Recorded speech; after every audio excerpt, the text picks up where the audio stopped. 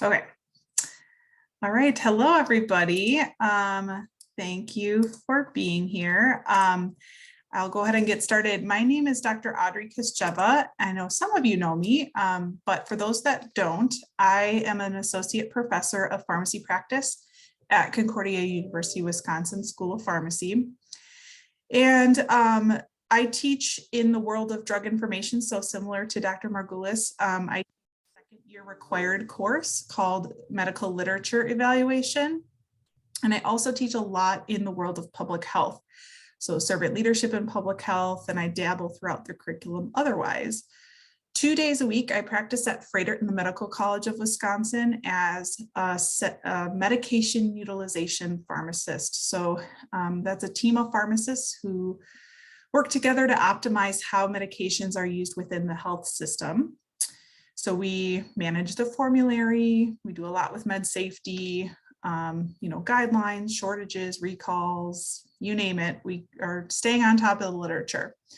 So in my role as a faculty member, as you are probably aware, we do a lot of scholarship. So, and that can mean a lot of different things, but we do some, publications and writing and things like that. So I'll give some examples as I go throughout my talk today of things that I'm either currently working on or that I've had experience with. Because I know for this PSW Emerging Writers sort of club that you're looking at what it means to publish in the world of pharmacy and learn more about that to become more of an expert as you go through your schooling. So I appreciate you inviting me here today, and we'll go ahead and get started.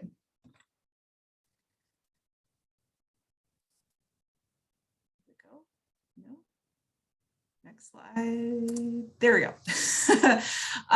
So some objectives. I was asked to talk about literature searching and just a little intro to reference management software. But what I thought, because I only have 20 to 30 minutes, what I thought would be most important for you to take away from today is not necessarily the details of literature searching, but essentially, taking a step back and in the context of becoming a good writer, specifically in medical writing, I want you to be able to discuss the importance of determining the purpose behind why you're even looking for information in the first place, what you are writing, and having a plan to stay organized. Next, to explain various considerations when it comes to literature searching. And then lastly, to describe and demonstrate some basic search functionalities in a secondary database. Like I said, I don't really have time to go over all the ins and outs of literature searching, but I hope by the end of our little talk today that you'll have an idea of what else is out there and some good resources that you can lean on as you explore more as a writer. So the first thing is, what are you trying to accomplish with your literature searches? So the first potential is, are you exploring an idea? Like, are you totally at the very beginning stage of developing an idea for a research or a project that you're working on? Maybe it's a quality improvement project. If you're thinking about residencies, you're going to have a residency project to do. So the reason you're looking for information could be related to the fact that you're trying to gain some background knowledge to learn more about the topic. You could be attempting to find gaps in the literature so that you know what to potentially research. Or maybe you have a topic, but you need to see sort of what is a standard way of measuring an outcome or approach to a topic that's sort of more or less well established in the literature so that you can build upon that already. So are you in the idea generation stage? Maybe you're in the middle of performing research. So research itself can be a reason that you're performing literature searches. So this could be things like a systematic review, a meta-analysis, a scoping review, where it's not just background knowledge, the research itself involves literature searching. Or maybe you're already at the writing stage and you need some additional references. So you have some sort of basics already worked out. You're starting to generate your manuscript, but you need some additional references to back up what you're saying. And this is probably more common when it comes to editorials or commentaries, or I've even done medical blog writing before. So in those instances, you are more or less getting resources in real time rather than doing all the work up front. Next thing to consider is, what are you writing? So I already sort of mentioned these systematic things, right? So is what you're doing a systematic research project? In saying that, I mean, does it require a really, really robust methodology where you have to come up with everything a priori, in advance of when you start the research? And so in all of these examples, you have to come up with a super detailed approach, like which databases are you searching? What terminology are you going to use? What are some inclusion and exclusion criteria? What's your process going to look like? Who's going to search and how and when and all those things, even down to which filters you apply and how, right? So if that's what you're writing, your approach to literature searching and your process is going to be much different than other types of articles. The journal that you decide to publish in is going to help determine which article type you decide you want to write. And that in turn often determines what your reference limit is and your citation style. So for example, I'm working on a commentary right now. I've done a couple this year with the American Journal of Public Health and the JAFA, Journal of American Pharmacists Association. And because me and my colleagues chose to do the article type called commentary, that limits us to, I think, for example, it's like 2,000 words, no more than 2 tables or figures, and no more than 7 references. So just by nature of the article type, that limits us in how many references we're able to use. And that differs depending on which journal and which article type that you decide to publish in. So I know that that's hard to say, like, if you're at the very, very beginning of your process and you don't even have an idea for the research project you want to do yet, or you're at the very beginning stages and you don't even know if you want to publish it formally. That happens a lot with like resident projects and things, that it might be hard to think ahead that far, and that's okay. But as long as you have that in the back of your head of like, okay, I could be limited in the, if I decide to publish this, I could be limited, and it might help you decide which article type to pursue. So something to think about, what you are writing could impact how you approach literature searching and references. And then lastly, in this section, what's your plan to stay organized? Your answer should be reference management software. I know Dr. Margulis is going to cover this in detail in a whole separate section, but I bring it up here because you should be using this right away as you're starting to do some literature searching, not on the back end when you're writing your manuscript and trying to format your reference list.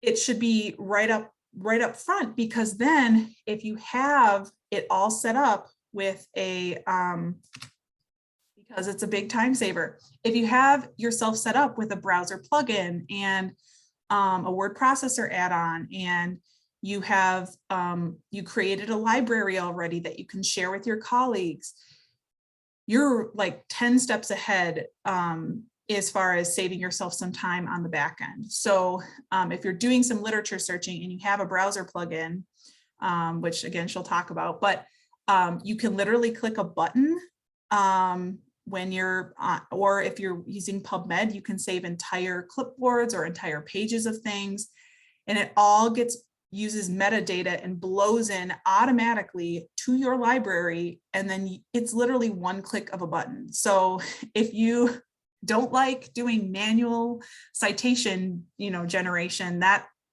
if you have maybe less than 5 citations or something, it could potentially be done by hand. But I'm telling you, if you're in this club right now and you have an intention of actually writing some good material, the chances of you having less than 5 citations is pretty slim. So I would highly, highly recommend being well-versed in a reference management software of some kind. So I do have a little note under there though, that very bare bones, if you absolutely cannot or don't have, they're free, so there's no reason you shouldn't have access to the software, but at the very, very, very minimum, you should be using your own system with placeholders.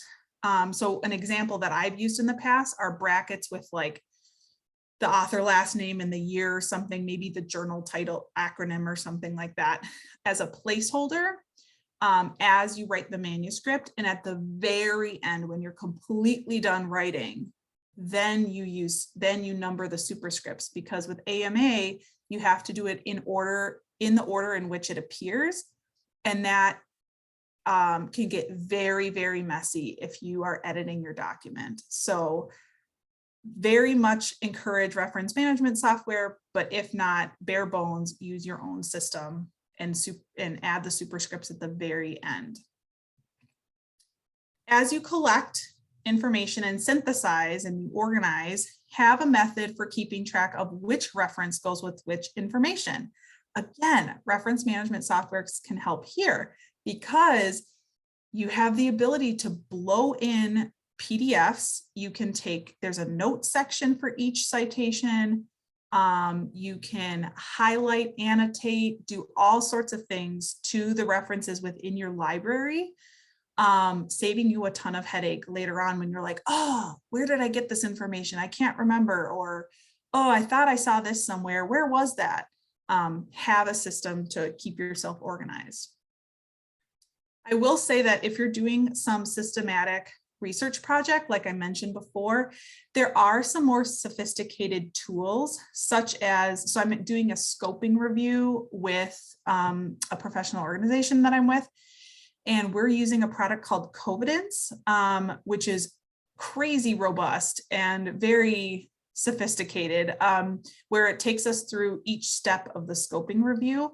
And we're talking like tens of thousands of citations that we're filtering through, and it keeps it all organized and everything. So it's really impressive, the technology that we have access to these days. Okay, so some considerations. I'm going to go through these pretty quick.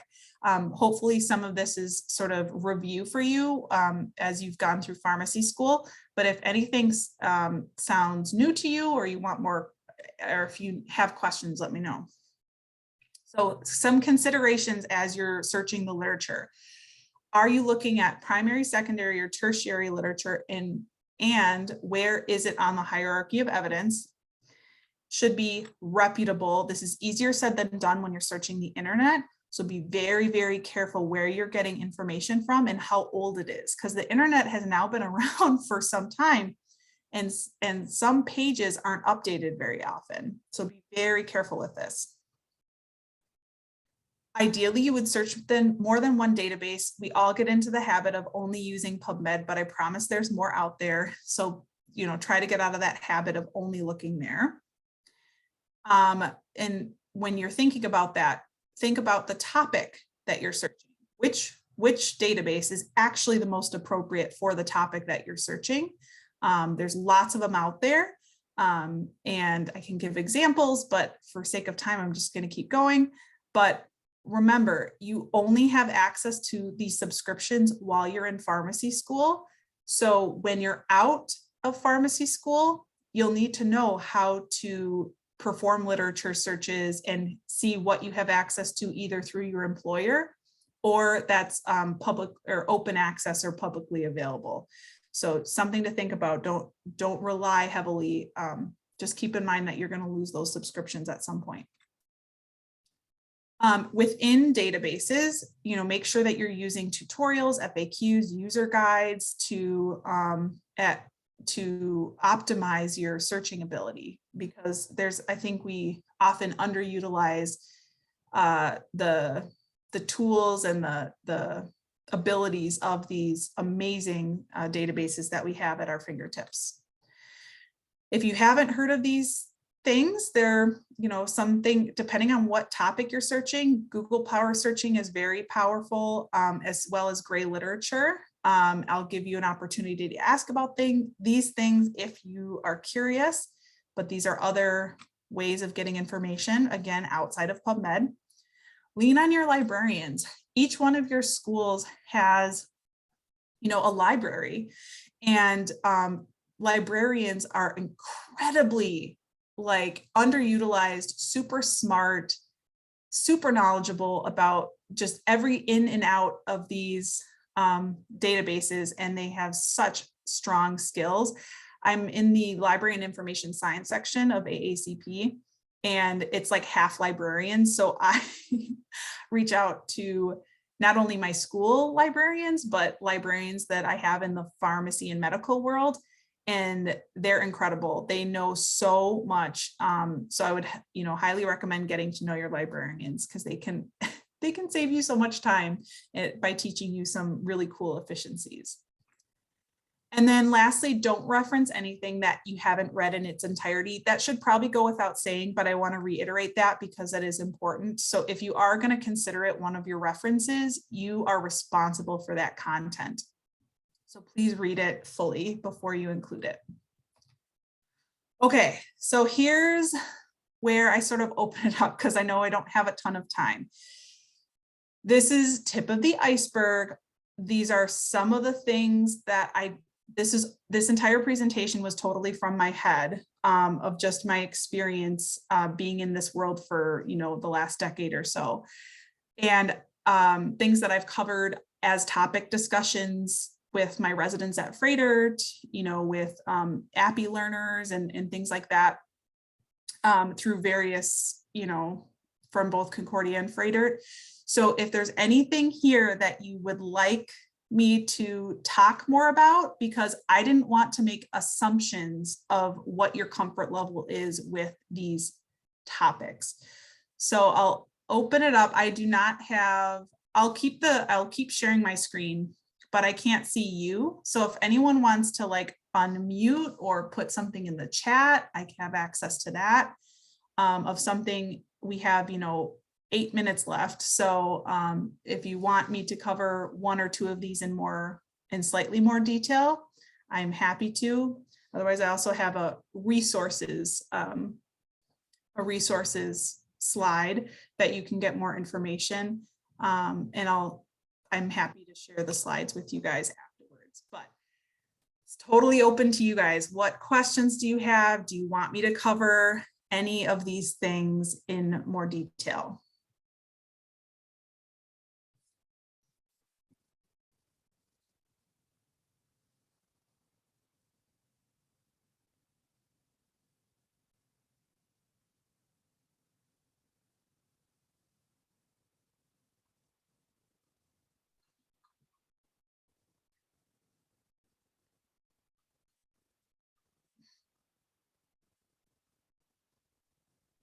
Crickets.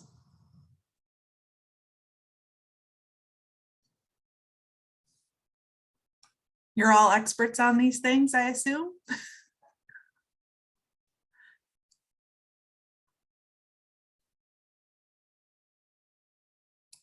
I'm going to stop sharing so I can see you guys.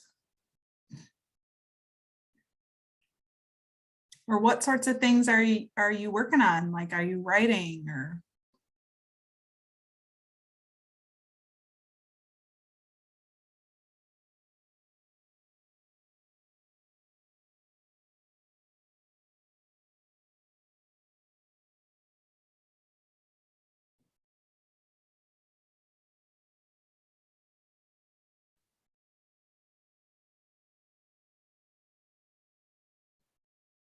I'm here to help.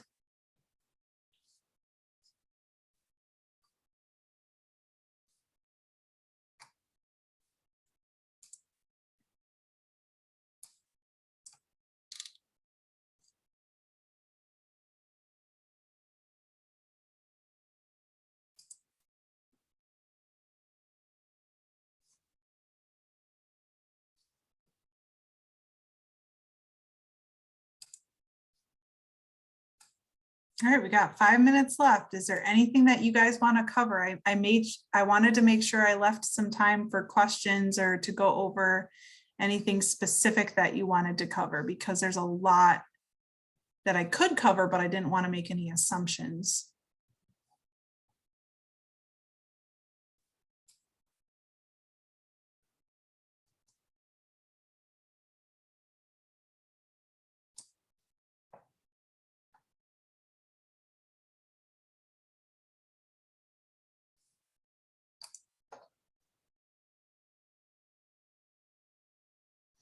Yes, definitely poster projects are really important to also use credible resources for sure. Yep.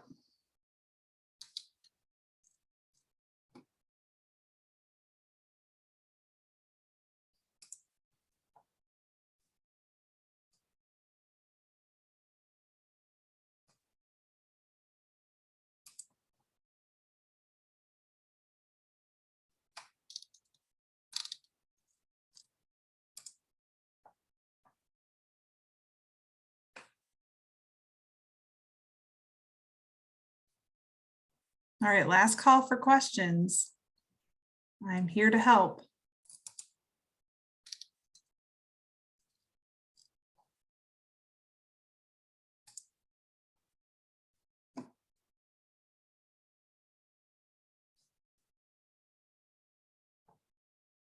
Okay, well, thank you all for attending, and I'll put my email address in the chat. If you have any questions, feel free to reach out.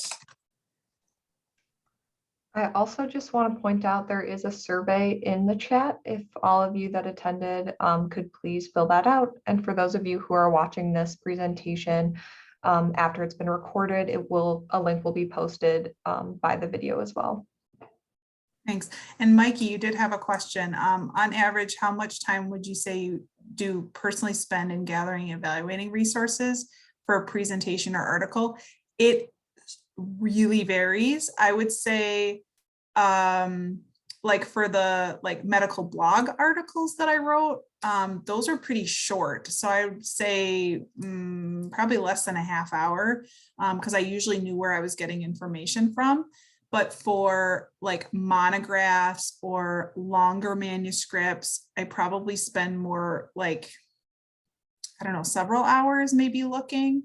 But my process is usually like I have an outline first of kind of what I want to cover. And then it's not like I don't have a dedicated chunk of time where I'm just gathering resources per se.